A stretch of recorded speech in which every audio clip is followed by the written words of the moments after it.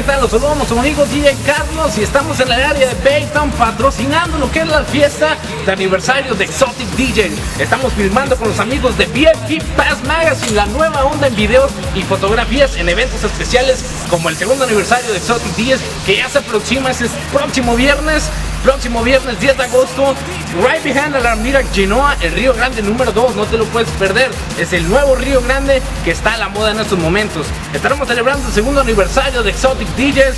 Tendremos presentaciones estelares por supuesto, desde Dallas, Texas, Juan Johnson interpretando los mejores éxitos tribaleros del momento. Por supuesto, un servidor DJ Carlos estará interpretando con Misery los eventos y las canciones de La Maquinita y por supuesto de Oye Mamita, no te lo puedes perder. Tendremos clubs especiales, performances de Chonques, Chiquichulas, Pirujos, Militares, Smoke Dance, Jokers Choreography, entre muchas más.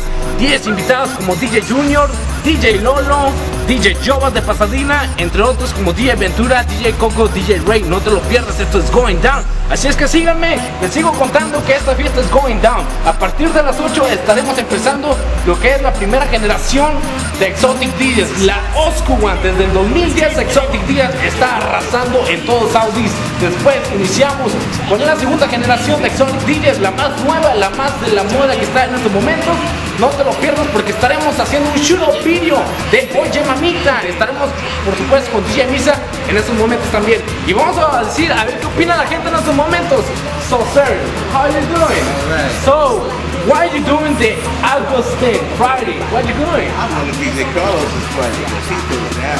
It's going down. Right. Some badass chicks going over there, right? Angela Wild. Oh yeah. That's how we do it. Saturday's second anniversary. VIP Pass Magazine. You can't miss this out, baby. Check it out.